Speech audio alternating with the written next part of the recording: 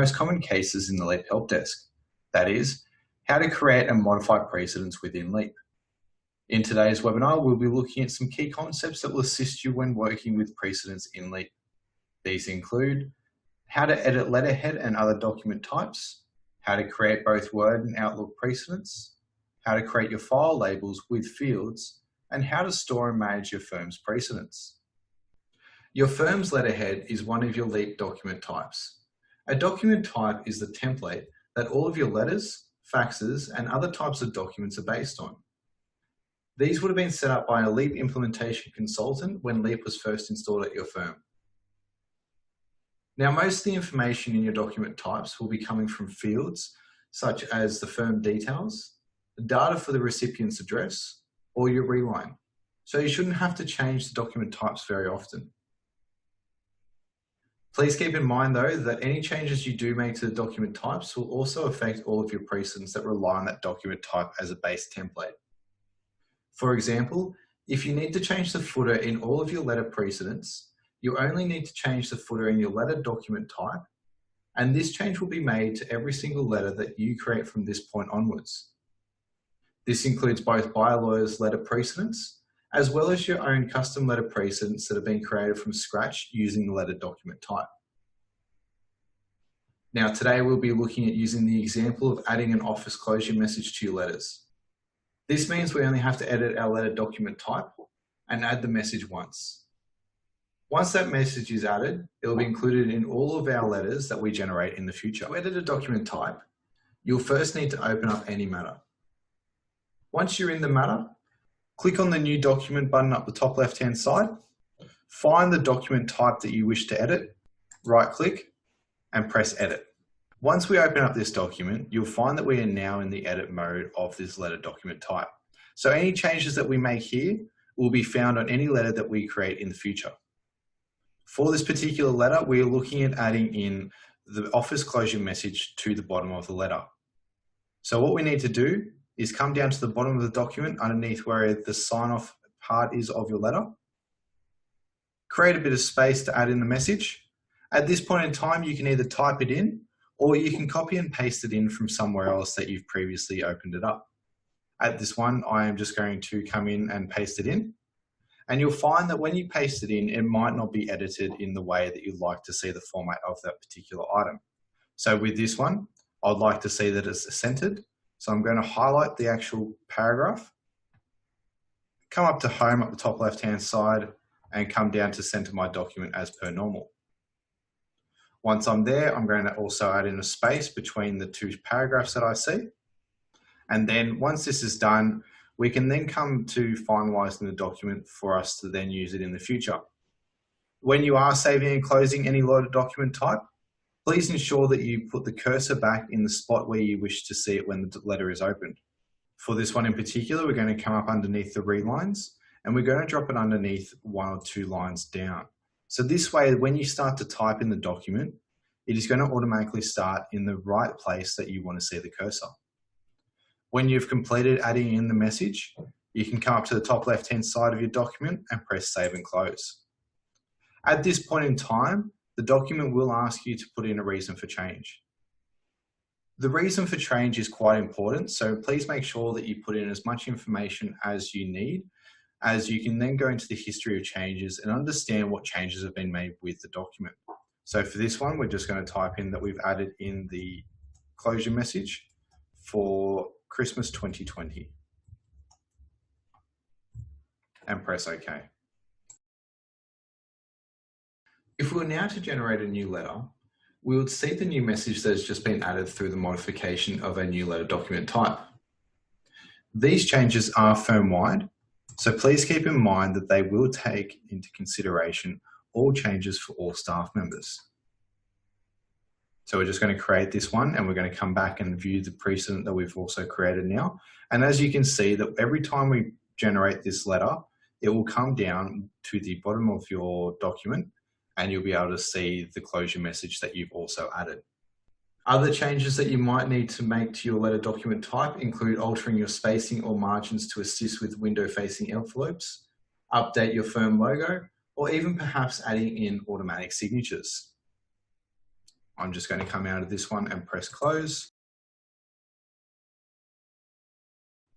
Now, if you wish to revert the document back to a previous version, you are able to do so by jumping back into the New Document button up the top left-hand side, coming down to the document that you wish to revert, right-clicking, and coming down to History of Changes.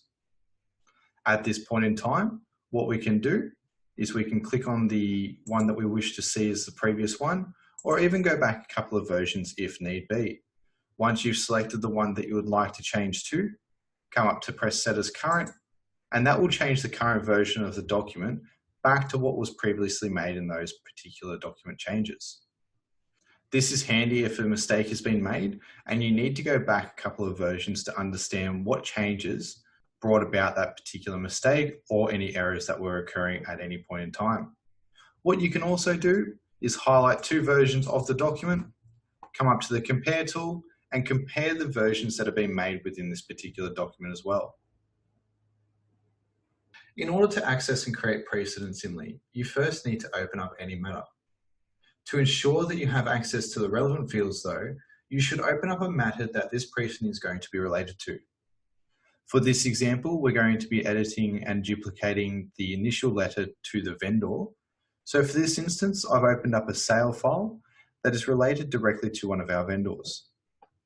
At this point in time, when you're looking to go into your guides and precedents, just come to the guides and precedents button up the top left-hand side, and this will take you into your folder structure as well as all of your guides and precedents. Now, if you can't locate the document that you are looking for, come down to the Search Precedents button up the top of your screen and start to type in the name of the letter that you're looking for.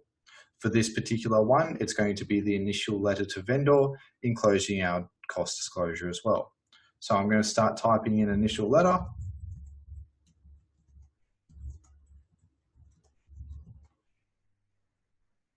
And as you can see, this has actually narrowed it down to one particular precedent. If you are looking for a precedent within a particular state, you can also come across to filter it by states. And if you'd like to know where this particular precedent is located, you can right click on the document and come down and press View Precedent Location. This will take you to where the document is located and will then show you all of the other precedents that are within the folder structure as well. So you can see that this one is under our sale file or sale matter type, and then it is under getting the matter underway, which is the start of any given sale or vendor file. Now you're able to modify any precedent or form that is in Leap, whether it's created by Leap, by lawyers, or even someone within your firm. Before I do take you into how to edit this precedent, I'd like to take a moment to talk to you about duplicating precedents. Now, when modifying a precedent that has been provided by Leap or by lawyers, you can first make a duplicate of the precedent and edit that duplication. If any changes are then made by Leap or by lawyers, you'll be able to accept the changes and will now have an updated version as well as a copy that has the modifications that you've currently made. To duplicate a precedent, just come across to the precedent that you're wishing to duplicate, right click on it, and come up and press Duplicate. Now this will create a copy down the bottom that is now within a different color range as well. So you can find that all of the precedents that you have edited or have modified will come across as a blue color rather than the black that we see on any of these ones that have not been modified. You'll also notice that a precedent code and also form number are not currently located within this actual document as well. This is because it is a copy or a duplication of a previous precedent.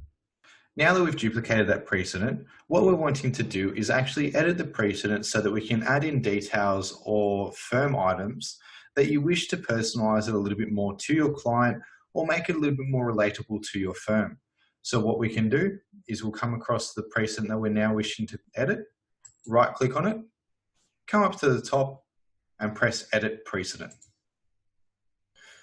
Once you click the edit button, what you will find is that you're in edit mode of this particular document. So any changes that I do make in this at this point in time will then be saved into the version of the document that I then create. So any future document that I create from this precedent will have the changes that I've made, very similar to our letterhead that we've also just edited. At this point in time, you'll find though that this particular document is quite detailed. But what I might want to do is make it a little bit more personalized to the firm, or just add in a few more extra details or formatting to items that I wish to create. For this particular one, all I'm going to do is come down to the wills, power of attorney and appointment of guardians, and I'm just going to edit in a little bit of an item that I've already created. You can also come in here and do it by hand and create it manually, so you can type it out as you go, or if it's coming from another precedent that you've already created and you quite like it, you can copy and paste it in. For this particular one, I'm just going to bring it down a couple of lines and Control V in terms of bringing in a copy that I've already created. Now, this is just an extra paragraph to go into a bit more detail for my clients. But what you'll be able to find is that at any point in time here, you can personalize it, you can bring in other items, or you can actually go into less detail than what's already in here as well. Once you are happy with the changes that have been made to this precedent, what you can then do is you can actually come up to the top here and go to rename and close. The reason why we're going to click on rename and close is it allows us to rename the document that we are currently editing. Because this is a copy of a previous bylaws precedent, what we can do is we can also take out the copy that we've seen that will come up as part of the duplication. And we'll come to this beginning of the actual name, and we can put in a detail that makes it more personalized to our firm so we know that this is one that we have created. So what we'll do is I'm just going to put in SRM for Skinner, Robertson, Macaulay, and then I'm going to put in a hyphen so I can see that this document is now part of my customized firm precedents. I'm then going to press OK, and then it will ask me to put in a reason for the change. Now, as I mentioned before, these reasons are quite important. So what you'll find is that you can put in a reason of what you've actually created. So for this one, we just added in the wills and POA section, updated with an extra paragraph.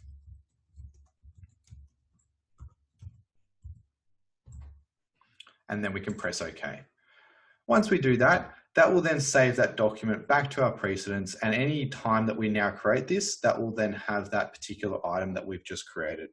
Additionally, with these documents, as per what we saw with the new document that we created, so the letter document type that we then edited, we can also come down to these, right click on the document and come up to our history of changes.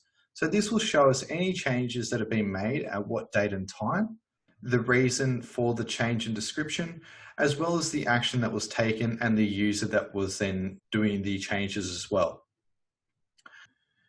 Now that we've created a duplication and also edited a previously created precedent, what I'd also like to show you is how to actually create precedents from scratch using your letterhead as a base template.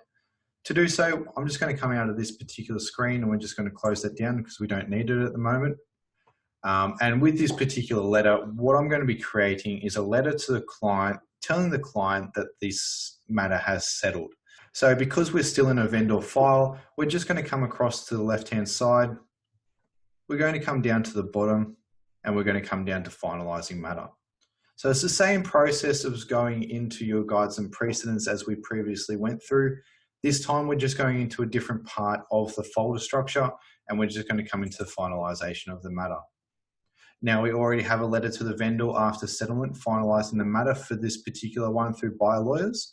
However, if you're not using that particular letter, we can come across and create our own one.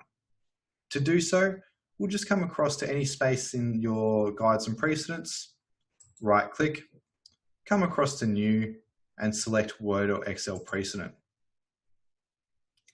At this point in time, we're going to select the document type that we're working on, and this is the letter, and who is it going to be sent to. Now, this is particularly important because every time that we then select this letter in our guides and precedents, we want to see that it goes to the vendor. We don't want to see that it goes to the purchaser. So just ensure that you click the right person and come down and press OK. Once you press OK, this will bring up a document based off our letter type that shows in our entire letterhead. At this point in time, what we can start to add in is information about the settlement, confirming to the client that settlement has taken place. Now, as what we've done in previous letters, you can either enter it in manually, or what you can do is copy and paste it from a previous source where something has already been created for you. I see this quite a lot where a lot of people have created quite an amazing template or quite an amazing document, and they would like to start to bring it into their own precedents. So this would be the best way for you to then bring in that information that you've already created just by copying and pasting it in. Once you've brought in the information that you'd like to see in the document, what you can start to do is format a little bit in terms of bringing it into a format that you'd like to be able to send it out at. And as you can see here, I've actually inserted a couple of spaces where I'd like to see information brought in automatically from my matter as well. So this is where we can start to take advantage of that relationship between Word and also Leap. For example, we're going to start with inserting the settlement date up the top. So I'm just going to delete this particular part here. And I'm actually going to come up to the editing button at the top here. Now with all of these edits, come down to your insert legacy fields. And these fields are what we can bring in from Leap as well. Now there are a couple of questions that I want you to keep in mind when you are starting to edit these particular fields. The first item is, where is the information coming from? The information comes from particular table types or particular fields back in the matter. Once we know where it's coming from, we can come across this little drop down here underneath the fields table and select the information that we want to bring in. Now the settlement date is actually under the matter details or the matter part of this particular table type. But what you can see here is you've got particular items such as the client, the council table type, as well as other items such as the property, as well as the purchaser. For this particular one, we're going to come to matter. And as you can see, this has brought up quite a bit of information. So the second question that I want you to ask is, what information do we want to bring in from that particular table type? For the matter, we want to see the settlement date of this particular matter. So we'll come up to the search fields up on the top right-hand side and type in settlement.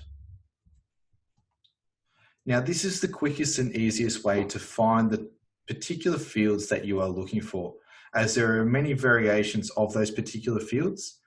If you don't see any of the variation that you would like to see, what you can also do is come down to the bottom here where it says Show Hidden Fields.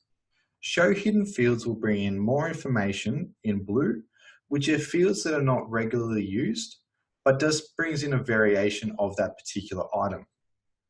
Now for this one, we're going to come across to our completion and settlement date. We're going to click it once.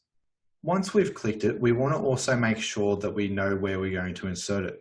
So this will insert wherever the cursor is. So I'll insert the cursor at the end of this sentence, and I'll come back up and I'll press completion and settlement date and just press insert down the bottom. This will bring in the date as per a particular format. What we can see here though is that this format is not really what we want to send across to our client. So when you're wanting to format a particular item, what we can do is we can actually come across and highlight the entire field. You can bold it and italicize it as per normal.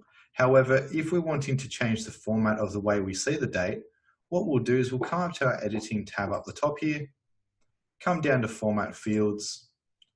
And as you can see here, we've got date, number, which includes all of your currency numbers as well as normal numbers, and text. So the text we can change to lowercase, uppercase, or even title case. For this particular instance, we're going to come across to date, and we're going to show the short date, so the 15th of March. Once we press OK, that will then change the particular version or the way that we see this particular date that we have up the top here. Now, the second part that we want to insert into this particular document is just how much we've received on settlement. So this can be the sum of all of the checks that were created at the end of the settlement or the way that they were distributed in accordance with the instructions of the client. So at this point in time, we'll come across and we'll highlight where we want to insert it. We'll delete this particular item as a reference, and we'll understand from ourselves where we're actually going to get this information from. So again, we'll come across to our fields on the right-hand side and we'll come to our drop-down. And there isn't any particular item for settlement amount, but what we can see is the check details. So what I'm going to do is I'm going to come across to the check details table type. I'm going to highlight and take out settlement to bring back all our information. I'll also untick show hidden fields, and I'll type up the top here, total. Now this total will give us quite a bit of different information. And as you start to go into more of these letters and the editing, you'll understand which particular items are where. For this particular instance, we're going to come down to our total of checks. So once we understand what we're looking for and what information we want to bring in, I'm going to come across to where I'd like to insert it, just next to the sum of. Select this total of checks and press insert. Now what you'll notice with this one is that it's brought in as the number 4. So again, we're going to have to format it. So we'll come across and highlight that particular item, and we'll come up to our editing and down to format again. For this particular one, we're going to come down to number. We'll come across to the dollars and the currency, and we'll press OK. And as you can see, this is now brought in a particular item that is then also how much the total sum of the settlement was. Now that I've completed all those, I have a fully functioning letter that I can now send out to my client. So once I've done that, I'll just click down to the bottom of one of these paragraphs and then come across to save and close. At this point in time, it will ask me to rename the letter because it is a brand new letter. So what I want to do is I want to again put in SRM for Skinner, Robertson, Macaulay at the beginning, hyphen, and then we'll call this one the finalization letter to client vendor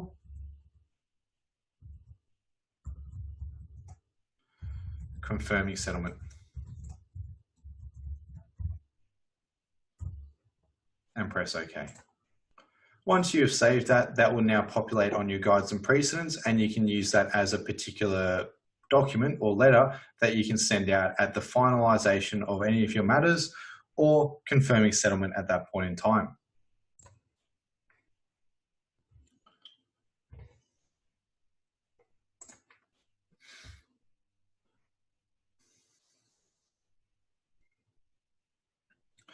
Now that we've created our letter precedent of the confirming settlement, what we also want to do is create an Outlook precedent also confirming settlement so that we can attach that letter to the precedent of the Outlook precedent and send it off to our client. So what I'm going to do now is show you how to actually create those Outlook precedents. It comes through the same version of what we've done before. We're just going to right click in any white space. We'll come across to new. And instead of going to Word or Excel precedent, we're going to come down to Outlook precedent. At this point in time, because we're wanting to send it to the vendor, we're just going to select the vendor's details. But what you can see here is you can actually select up to a lot of different table types or different people within the matter and send it out to them instead. For this one, we'll just select vendor and press OK. Once this is generated, what we'll see here is quite a blank Outlook precedent. So whatever we put in here will also then be generated at any point in time that we create the precedent. What you'll also notice is that your signatures are not in this particular precedent at this point in time. The reason behind that is because every person's signature is individual. It will be loaded at the time of document creation or precedent creation. So when you're sending out this email to the actual person, that's when it will generate with those signatures. So for this, what we can keep in mind as well is it's quite important that we start to personalize this and automate it as well. So the good thing about an Outlook precedent is you can actually insert fields into the Outlook precedent as well. So what we're going to do at the top here is we're just going to put in the dear at the top to start off with, and we're going to come up to the insert fields at the top here. Now, when we're going through the document, there were 2 questions that I wanted you to keep in mind. The first being is where is this information coming from? So again, the principles still apply to this particular item. So we'll come across on the right-hand side and come to our drop-down. So this information is being brought in from the vendor or the client's details. So we'll come down to the client on this particular one. And then what we're going to do is we're going to come to card dear. So the reason why we come to card dear is because it's going to bring in the dear title of this particular person. So we'll come across the left-hand side where the cursor is. We'll select dear again, and press insert. Now that we've put that information in, I also want to do the same as what we did before. So we want to insert some information into this particular precedent or this Outlook message, and we can type it manually as we've done previously, or what we can do is copy and paste again. So what I'm going to do is I'm just going to copy and paste into this particular document, and you'll notice that there's some information that we also want to insert here. So this is going to insert the settlement date, just to confirm to the client what date this particular settlement took place. So we'll just delete this particular information. We'll come across again onto our right-hand side where the fields are, and we'll come down to our matter details. So we know this from previous items because we've gone into the matter details before, that we're looking for the settlement date on this particular matter. So we'll come down and we'll press the selection, completion and settlement date. Select where our cursor is and where we want to see it. Press it again and press insert. Now, the one thing that you'll notice about the Outlook precedents is that you don't have the ability to actually format this particular date format. So what we'll do is we'll leave that as is on the 31st of the 3rd, 2020. And what we'll put into this particular information is that we want to attach a letter confirming the settlement details. So that will be the proper letter that we've just written up with our letterhead and our signature on there. What we can also put into here is a subject line. Now, if you leave this subject line blank, it will populate with your reline. If not, you can put in a manual reline up the top here for your subject line, and that will populate every time you create this particular document or this particular precedent. Once that's all done, we'll come up and press save and close. And as we've done before, we'll type in a new name for this particular precedent. So we're going to call this one the settlement confirmation email and press OK. Once you've done that, you'll find that this will load into our guides and precedents. And then from here on in, we can start to use that Outlook precedent.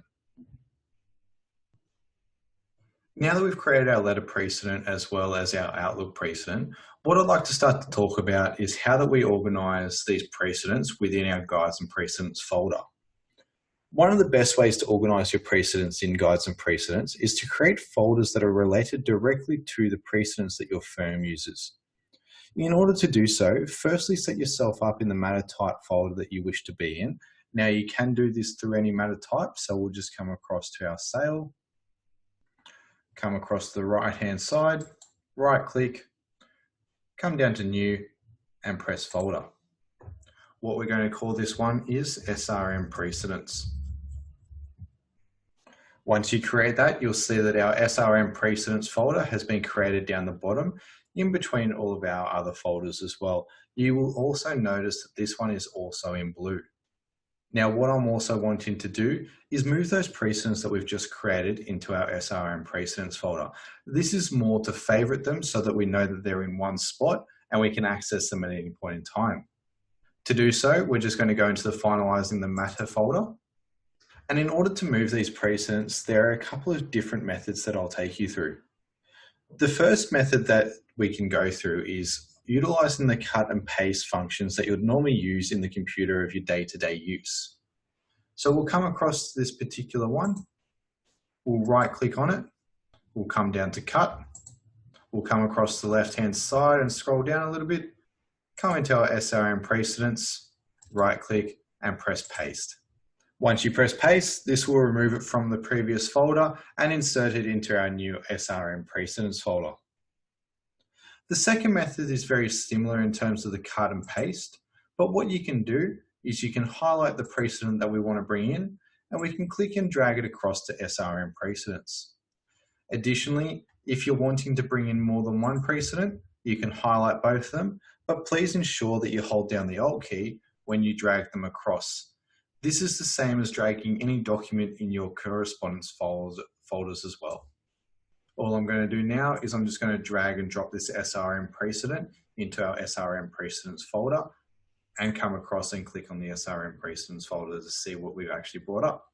This also leads me to one further step that we can go through with our precedents, and that is to create shortcuts to particular precedents or folders. The reason why I would create a shortcut is essentially any precedent that we have within multiple matters or multiple areas of law, we only need to have one base precedent. That way, any time that we update the actual base precedent, all the shortcuts will then come across with our updates. Now to do so, we'll just right click on this precedent up the top here. We'll come down and press create shortcut. And this will create a shortcut version of this particular precedent that we can then drag and drop or cut and paste to any other folder within the matter. The difference between the two is you'll notice that there's a little shortcut icon on the left-hand side. This shortcut icon defines that this is now a shortcut rather than the one on top that is actually our base precedent. Again, to shortcut any precedents, just right click on them and come down and press create shortcut. Now the same can be done for any of the folders that you have. The same precedents apply as per what we've just done with the document. So if you right click on this particular folder, we can come up to the top and press create shortcut. Now that we've gone through the creation of new precedents as well as creating folders and shortcuts, it is quite important that you recognize the material that you use quite often and try and bring it into a way that is quite easy for you to go through your precedents as well as going into the folders that you most use. The final item that I'd like to take you through in this webinar is how to create or import a precedent or document that has already been created outside of Leap. In particular, we're going to focus on a custom file label that I've already created outside of Leap. Now, the area that this might be particularly focused on is getting the matter underway. So what we're going to do is we're going to come into that particular item. We're going to come across the right-hand side. We're going to right-click, and we're going to come up and press Import Precedent. Now, Import Precedent will take you across to your Documents tab outside of Leap, which is located on your actual computer. The one that I'm looking for is my file label for 2020. I'm going to click on that, and I'm going to press Open. When I press open, this will actually import the precedent into my guides and precedents. So I can start to utilize things like automation of the fields and bringing in the information that I need to see in this particular document. I'm going to scroll down a little bit on here and we'll see down the bottom that my file label of 2020 has now been imported. The same principles apply here. To edit this particular document, I'm just going to right click on it. We're going to come up and press Edit Precedent. And this will open up the precedent that I've just created. So this is going to be my file label that I can also then print off. But there are quite a few things missing here. So what I want to start to do is start to automate these particular items. So the first one I'm going to do is my client name. To do so, we're just going to come up to the editing up the very top here. We'll come down to our Insert Legacy fields again. And we'll come across the right-hand side and to our drop-down where the agent is. For this particular one, we're going to come down and we're going to press Client.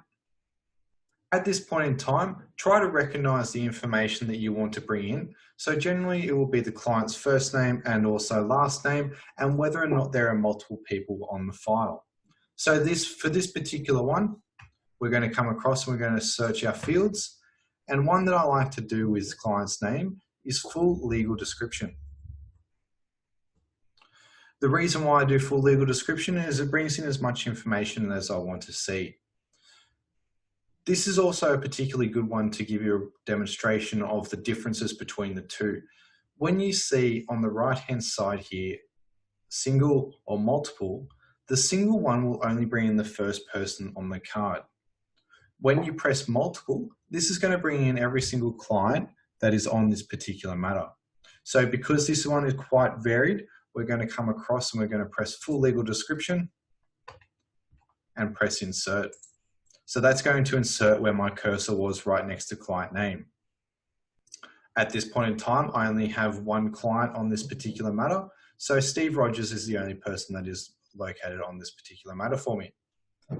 The next one we have is person acting. So this is the person acting on this particular matter. So this is a little bit different.